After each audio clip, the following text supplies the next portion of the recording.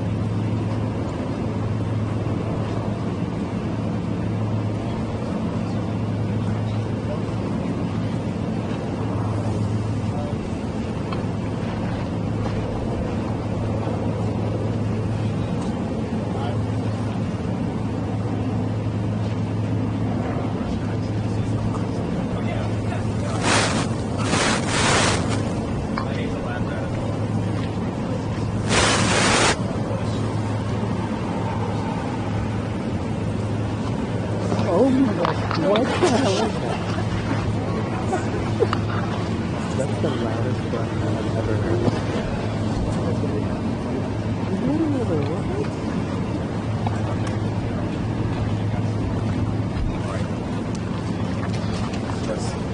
I'm gonna get it. Okay, sounds good. You want to stay here? Yeah. Okay, sounds good. Wait, okay. All right, guys. So yeah, I mean, come closer if you want to. So I first of all, I want to thank Manny and Jim, who are standing behind me. Jim, of course, serves the city of San Diego, and Manny runs the San Diego office here for immigration enforcement. And it's really just unbelievably heartbreaking what you have going on at the American southern border. They talk about when Title 42 was undone, the Remain in Mexico policy that Kamala Harris destroyed virtually on day one of her administration. You had hundreds of people waiting on the other side of this wall, knowing that Kamala Harris was going to make it easier for them to come into this country illegally.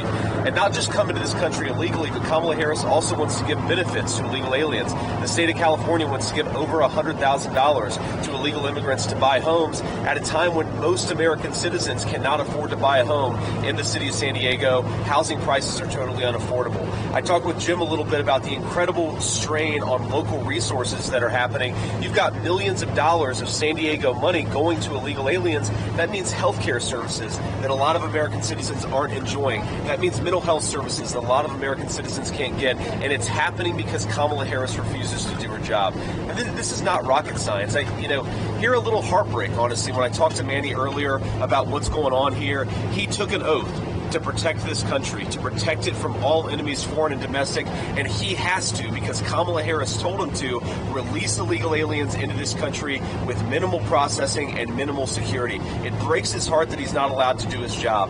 And why is he not allowed to do his job? Because Kamala Harris, she suspended deportations on day one. She ended Donald Trump's Remain in Mexico policy, and she re-implemented the catch and release disaster that allows a lot of illegal aliens to commit fraud on our asylum system. You know what Donald Trump and I want to do? We want to go to war with the Mexican drug cartels. We want to close down the American southern border. We want to reinstitute deportations, and we want to stop the insanity at the southern border. I just want to make one final observation here, something that occurs to me. I mean, look, San Diego, obviously not a red city, California, not a red state, but this is part of our American family. And Kamala Harris, she seems to have this sick idea that American citizens shouldn't benefit from the social compact in this country. Think about what it means to be an American citizen. You pay your taxes, you sign up for the draft, so if, God forbid, we go to war, you do your duty. And what do you get in exchange for it? You get the benefit of the social safety net in this country, where if you're down on your luck, you don't starve to death, you don't go homeless because you didn't make a mistake, maybe you lost your job. That is the basic social contract. You give a little and you get a little when you're down on your luck. What Kamala Harris seems to want to do is to give all the benefits of American citizenship to people who shouldn't even be here, and that's going to bankrupt this country and make it impossible for normal people to afford to buy a home, to afford to buy groceries, to benefit from that social safety net. Medicare has kept millions of American seniors out of poverty. She wants to give Medicare to illegal aliens, bankrupting that program and throwing a whole generation of our elderly citizens into terrible, terrible destitution. This is what Kamala Harris is doing. And I guess I just have a message for Kamala. Why do you dislike the citizens of your own country so much that you want to give the benefits of citizenship to illegal aliens and you want American citizens to suffer under your policies? You are the vice president now. You could fix this disaster now. Please do. We can't wait another month for you to get a promotion. You need to do your job now.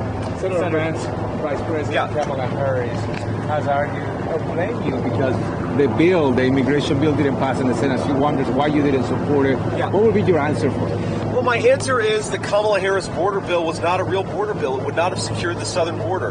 We have to remember here that if you go back to that negotiation, what we were really trying to do in the Republican Party is force Kamala Harris, as borders are, to do her job. We were trying to find ways in that legislation to force her to do her job. Now, nobody disagrees that Kamala Harris could close down the southern border right now if she wanted to. The entire exercise of that bill was, how do we force her to do something that she clearly wasn't going to do? And what we basically realized is there's no way to do it. There is no way to force a vice president who's the borders are or a president to shut down the border if they don't want to. That's what made the border bill such a disaster. But fundamentally, the problem is Kamala Harris. She implemented all of these policies on day one. She said she wanted to open the border. She did exactly that. Oh man, we've got some crazy ass bug. Yeah. Somebody help him. Somebody help him. There we go. All right, Senator. That's what we need to keep from coming across the southern border here. We need to build the wall higher because that was a scary ass bug. Sir. Yeah, Senator. According to CBP data, apprehensions, encounters are at its lowest level since February 2021. Is that not an example of President Biden's executive orders actually working at the southern border? Well, so two things here. First of all, their entire argument gives lie because they want to say, well, we started to enforce the border policy and now all of a sudden the numbers have come down a little bit. Well, if that's true, then how can they possibly say they needed this border bill to do their job? They're saying right now we're doing our job, and all that they needed was for Joe Biden and Kamala Harris to actually take some executive action. That's been our entire argument the whole time, is that Kamala Harris could enforce the border if she wanted to. Now, unfortunately, the argument that they're making doesn't actually make sense because while border crossings at the southern border have come down, all they've done is redirect them to the ports of entry into airports. So if you look at the total number of crossings, both coming in through the southern border, but also coming in through airports and other ports of entry, the numbers haven't come down at all. It's all kabuki theater. They're shifting numbers from the southern border to our ports of entry to try to tell the American people the numbers have come down. In reality, the numbers are as bad as they were at the beginning of her administration. Senator, I actually wanted to ask you about the recent increase in border crossings in this region, specifically moving west from Arizona. You were down at Sierra Vista last month. Can you tell me a little bit about what that means? This is a more developed area, more hardened, bigger, more extensive border security. Well, I think one of the things that it shows, unfortunately, is that when you roll out the red carpet and give illegal aliens a ton of health care benefits, a ton of housing benefits, you're going to induce more people to come. Look, California has made a catastrophic error at the state level, of course, backed by a lot of the San Francisco liberal policies that Kamala Harris has supported, that we want to give illegal aliens free mortgages. We want to give illegal aliens really generous health care benefits, and that has induced a lot of illegal aliens to come into the state of California. But again, we want America to work for American citizens. We want people who deserve to be here, who have the right to be here, to benefit from the social safety net. If you give it to people who shouldn't even be here in the first place, you're going to bankrupt those programs and destroy the basic foundation of our social cohesion as a country. Sir, would a second Trump administration reinstate its policy of separating families who cross the southern border illegally? Well, look, we have to. Let me sort of reject the premise a little bit, okay? Because when the media says family separation, look, every time that somebody's arrested for a crime, that's family separation. If a guy commits gun violence and is taken to prison, that's family separation, which of course is tragic for the children, but you've got to prosecute criminals and you have to enforce the law. And under Kamala Harris's policies, we have over 300,000 children who are missing, many of whom have been trafficked or even sex trafficked by the Mexican drug cartels. The real family separation policy is when you don't enforce the border like Kamala Harris has refused to do, then you lead to hundreds of thousands of missing children. God forbid. I mean, I have 3 little kids myself. I don't even want to think what has happened to those kids who have been trafficked by the Mexican drug cartels. It's happening because Kamala Harris has refused to do her job. And for her to say that Donald Trump wants family separation when what he really wants is law enforcement, he wants to empower the That's what we have to do, or we're going to have family and child suffering on a mass scale, just like we've had under the last 3.5 years of Kamala Harris's leadership. Senator, do you support this is obviously your second trip in as many months to the southern border, but the northern border is a massive issue, something that they've been screaming about. They're seeing record numbers of encounters. They're seeing people from Ireland evade and come in. They're seeing issues from across the board. There's not a lot of focus.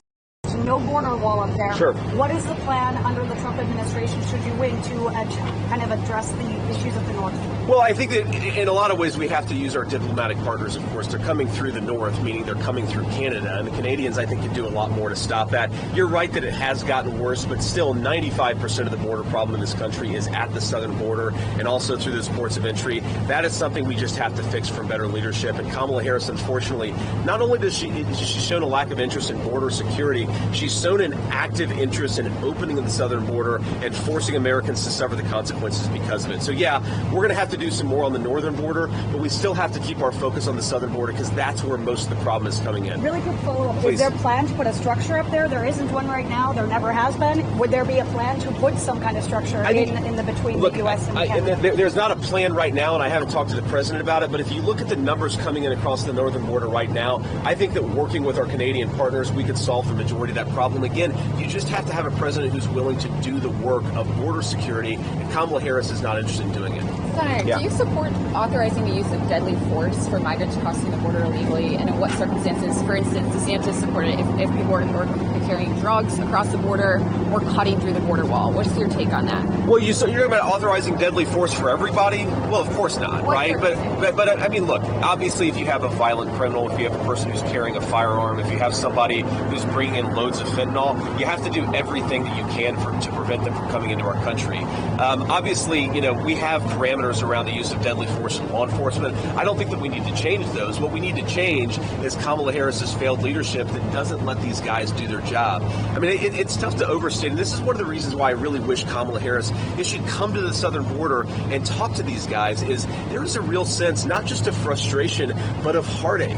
These guys are doing this job because they love this country and they want to protect it. They have a vice president who's telling them, you're not allowed to do their job. We have got to fix that. And I think, frankly, if she looked these guys in the eyes and understood how dedicated they are to doing their jobs, she might actually let them. So I'd encourage her to come here before the election. As you speak with the union, just two questions. One, on the border, have you been seeking input from your Senate colleagues, both Democrats and Republicans, particularly those who are senators of border states, about the policies they're formulating if you guys do win in November? And the second question is, do you support the idea, recently the school shooting in Georgia, the father of the kid who did it was charged in the situation. Do you think it's right to hold parents accountable for the accessibility their kids might have to guns?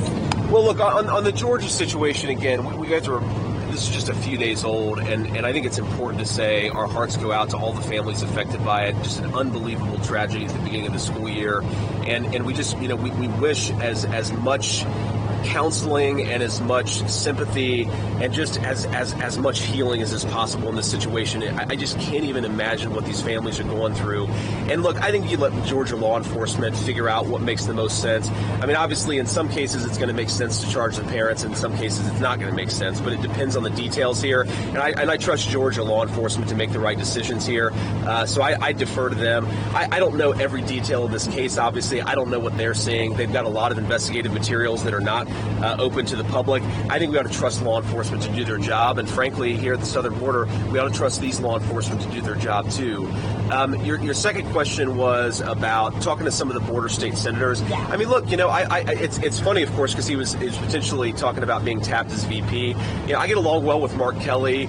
Obviously, John Cornyn and Ted Cruz represent one of the most important border states in our country. So yeah, we talk to a lot of our Senate colleagues and a lot of our a lot of our friends, but most we try to talk to people who are here on the ground actually dealing with the consequences. I think it's important, of course, to get a diversity of perspectives, but certainly Donald Trump and I talk to a lot of people and we're trying to understand this border crisis. Senator, I have questions for you on drugs and fentanyl. Sure. The first one, during the Trump administration, the first year of his term, fentanyl deaths were less than 20,000. By the end of his first term, there was over 50,000. And then I'm curious, as you've been talking with law enforcement, if you've learned any lessons, if they've told you like something that wasn't done in the Trump administration first term that they should do in the second term.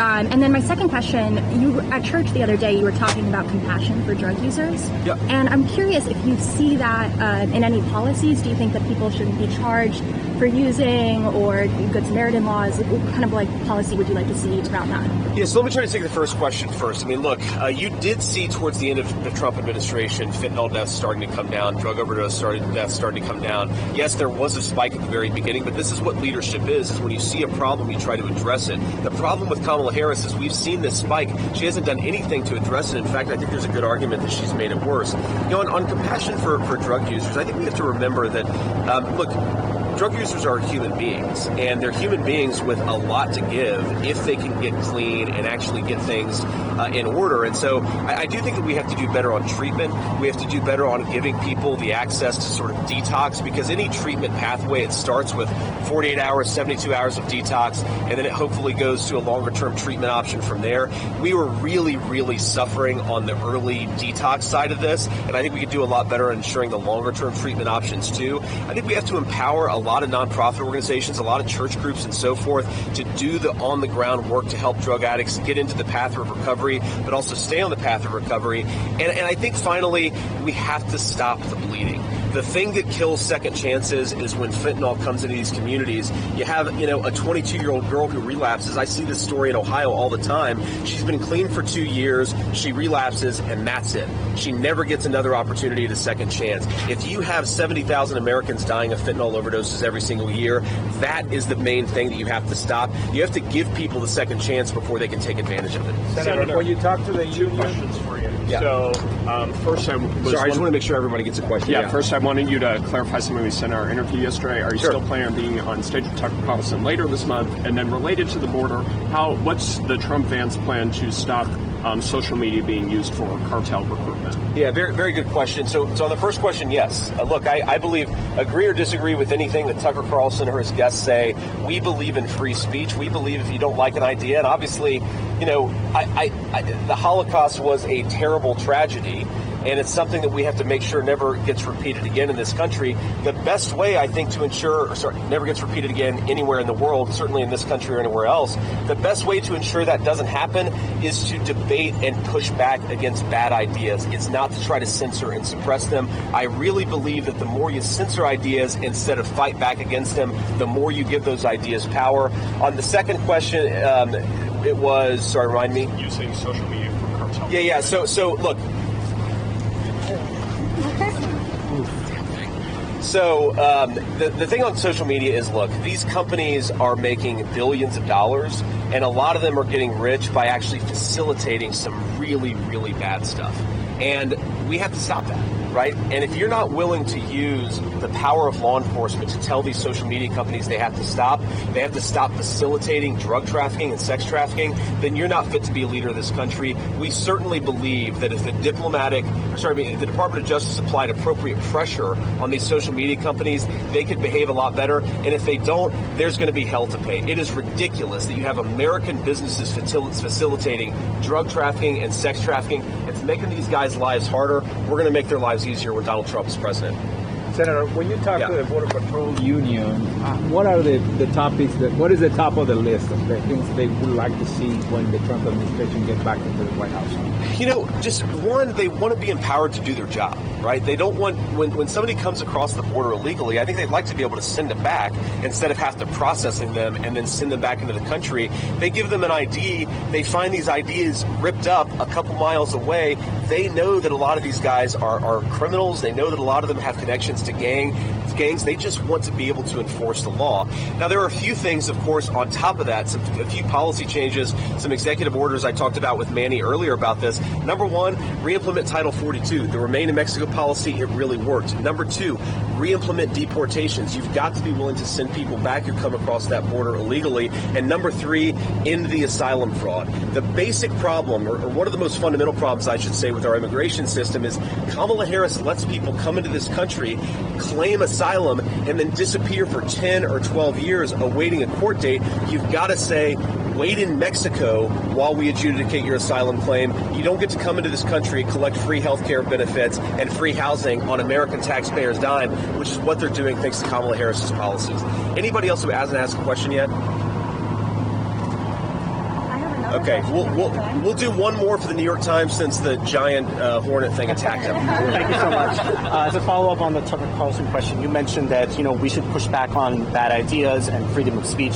Tucker Carlson had a speaking slot at the RNC. He's a very influential figure among conservatives. I mean, do you think that he should be interviewing those kind of people, months before the election? Is that a distraction? Is that causing problems for your campaign?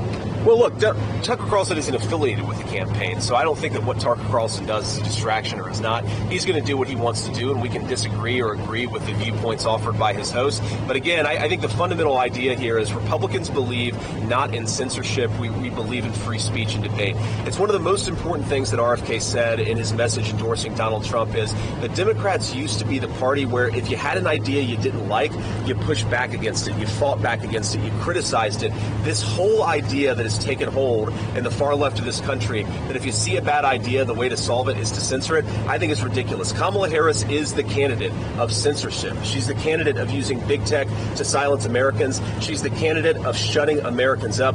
Donald Trump is the candidate of letting us have the debate because he believes in the American people enough to know that if we have a real debate, wisdom is ultimately going to win out. That's the Donald Trump approach. It's anti-censorship, and I'm proud to stand with him on it. Thank you all. Take care. Thank you, sir. Thank you, Braz.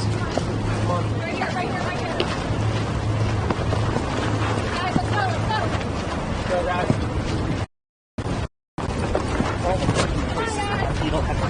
Yes. On the run, guys. On the run. Good, Hannah. You good? No, I'm good.